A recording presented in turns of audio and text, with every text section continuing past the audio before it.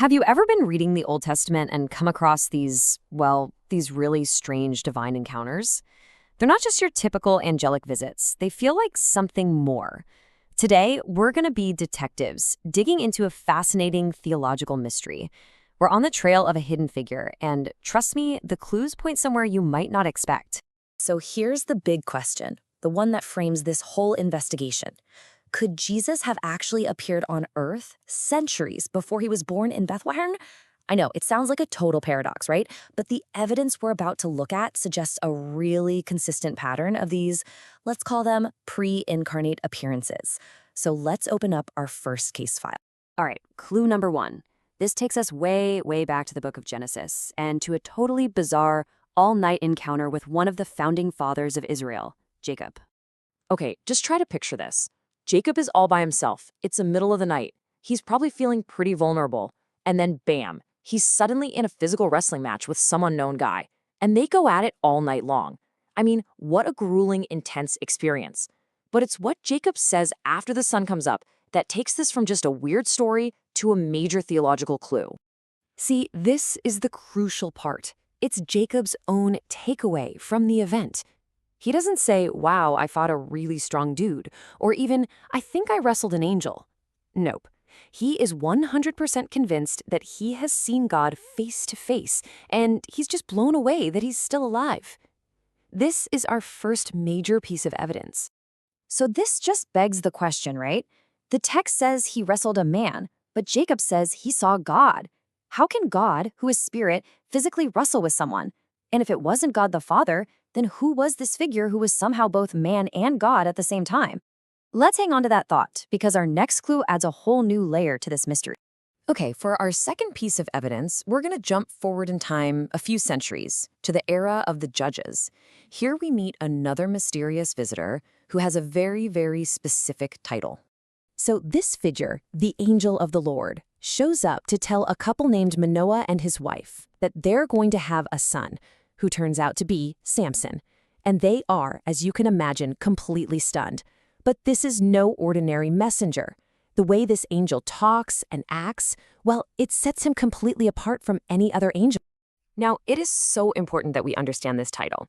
When the Bible says the angel of the Lord, it's often talking about a totally unique being. This isn't just an angel, it's the angel. This figure accepts worship, speaks with divine authority, and is even identified as God, while also being distinct from God. It's a real puzzle, you know? And the next bit of dialogue is the key that unlocks it. So, naturally, Manoah wants to know who this incredible being is. He asks the pretty simple question, what's your name? But the answer he gets is anything but simple. It's mysterious, it's profound, and honestly, it's the smoking gun of our entire investigation. Why do you ask my name, seeing it is wonderful? Now, in the original Hebrew, that word wonderful can also mean something as secret, or beyond our understanding, or just totally extraordinary. He doesn't give a name, he gives a description of his very nature, a single, powerful word, wonderful. Now, you're going to want to remember that word. And here it is. This is the moment where all the pieces just click together. That name, wonderful, isn't just a random word. It's a direct, almost unbelievable link to a famous prophecy written hundreds of years later. You see, the prophet Isaiah would later use this exact same, very specific Hebrew word to describe the coming Messiah, the promised king. The connection is it's breathtaking when you see them side by side. So first, let's look again at what the angel told Manoah. His name, his essence, is wonderful. And now, listen to Isaiah's prophecy about the Messiah who is to come. What's the very first title he's given in this famous verse? Wonderful. It's the exact same word. The parallel is just unmistakable. And right here, looking at them together, the connection becomes undeniable.